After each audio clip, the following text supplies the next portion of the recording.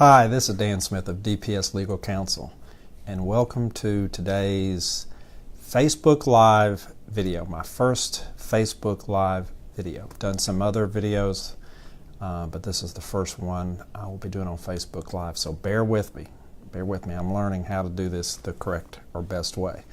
And you see I'm wearing a Nashville Predators cap today. I'm going to start wearing caps for these videos to kind of pay homage or to promote my favorite teams, my favorite schools. The Stanley Cup playoffs are going on now between Boston, the Boston Bruins and the St. Louis Blues. I don't really have a dog in that hunt. I just love hockey. Wish it were the Predators. Next year, the Predators will be back. Stanley Cup champions next year.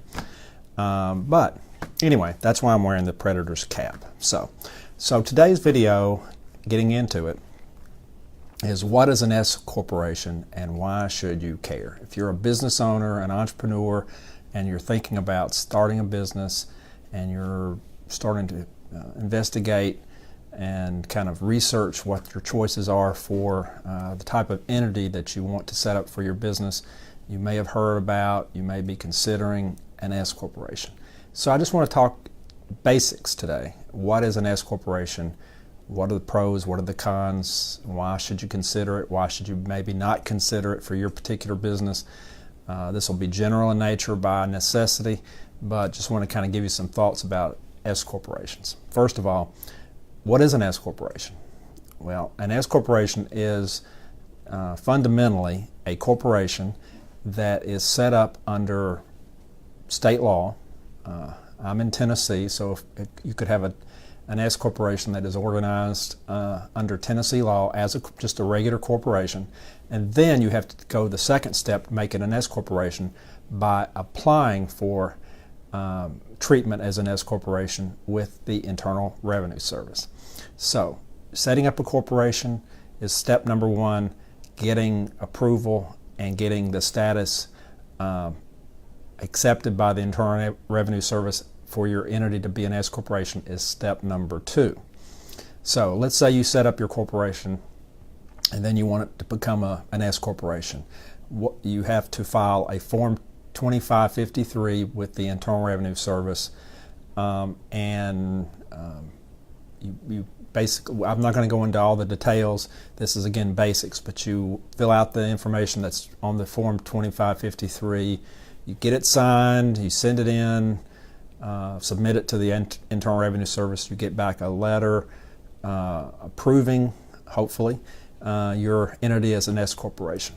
So now that you have that taken care of, what are the eligibility requirements? You probably would be looking at this first before you ever apply. You want to make sure, obviously, you're eligible to be an S corporation, or you're not going to get approved in the first place. So what entities are eligible to be S corporations?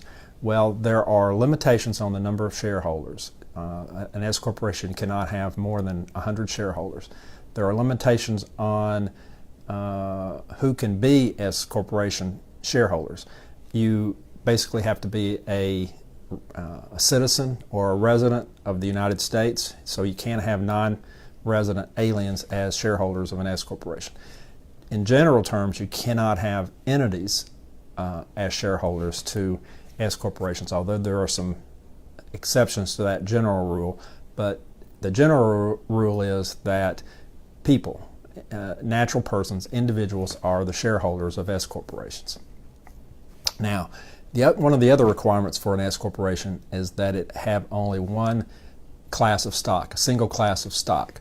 What this means essentially is that all the shareholders, all the owners of the S corporation have to be treated the same with respect to the income, loss, deductions, credits that are that flow from the S corporation. So you cannot have, for example, preferred stockholders, common stockholders, where the preferred stockholders are entitled to get distributions in advance of or in preference to the common stockholders.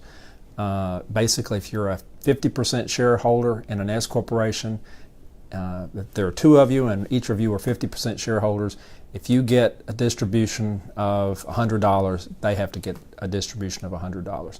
And you can't say, I will get, if you're a 50% shareholder, I'll get 40% of this class of income and you'll get 60%. You basically have to treat the shareholders the same. That's a difference from an LLC where you can make some special allocations among the owners of the entity. Okay, so what is an S corporation as far as how is it treated for tax purposes? It is a pass-through entity, which means essentially that the S corporation itself is not a tax-paying entity. All the income, losses, deductions, credits, all those items flow through to the shareholders who then report them on their individual tax returns.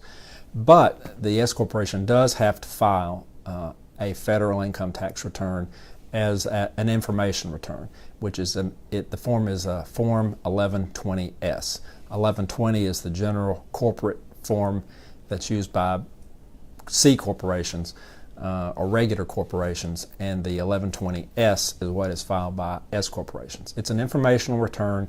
It's not the S corporation itself is not a tax-paying entity, but you do have to file that tax return.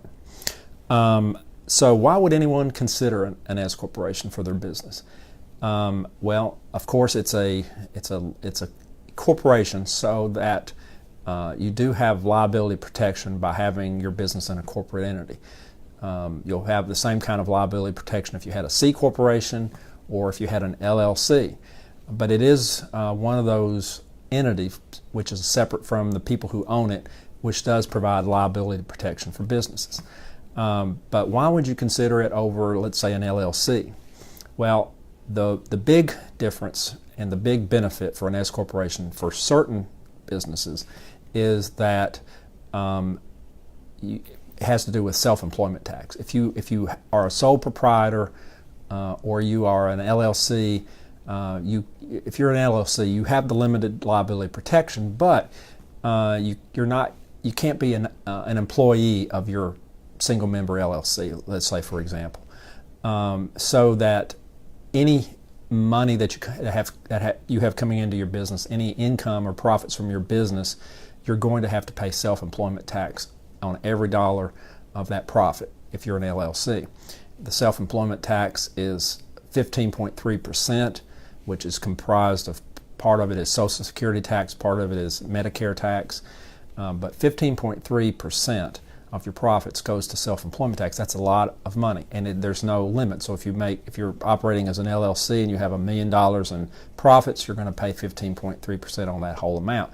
With a subchapter S corporation or an S corporation, you can be an employee of your S corporation, and you can pay yourself a salary or wages. And since there's a limit on the amount of FICA tax, which is the Social Security and the Medicare tax, there's a wage base that you only pay that 15.3% on wages or salary up to the wage base. This year in 2019, the wage base is $132,900. So you would only have to pay the FICA tax if you pay yourself a salary equal to the wage base of $132,900. You would only have to pay the 15.3% on that $132,900. If you then had more money that was profits for the S corporation, say you had $1 million that came in, and you pay yourself a salary of $132,900, you'd have to pay FICA tax on that.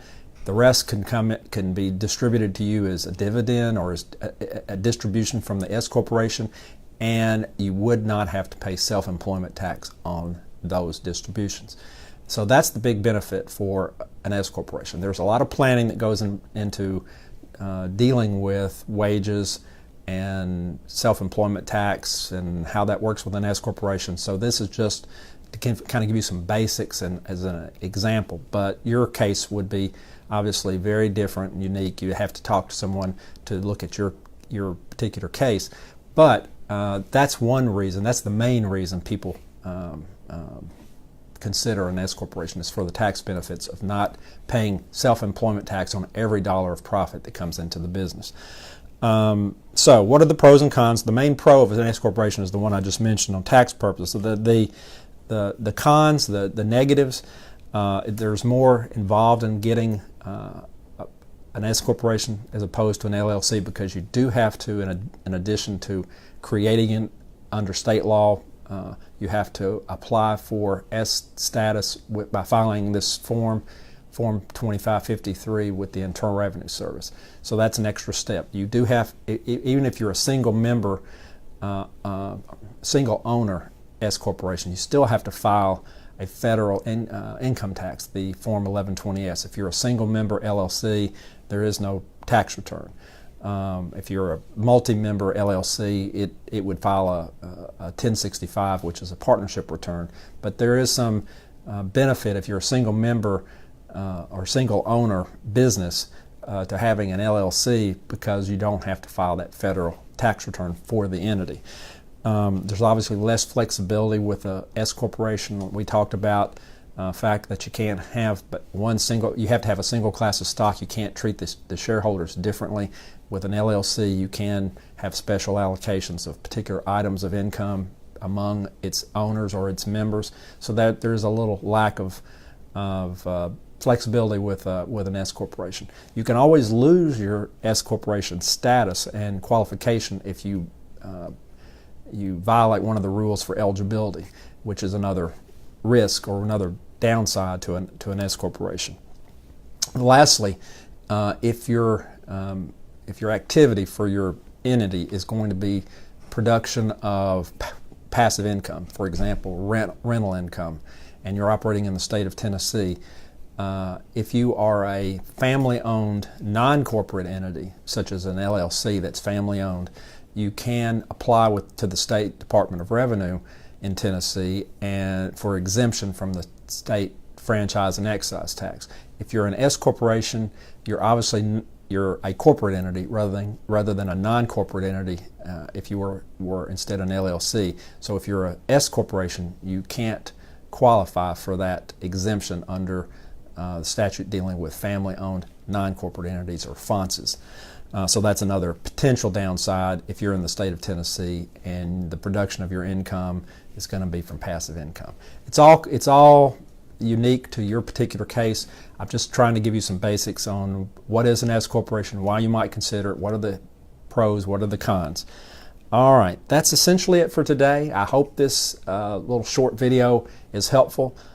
Answer some of the questions you might have. If you have any more questions that are not answered by this video, please feel free to give me a call or to get in touch. Thanks, and have a great day.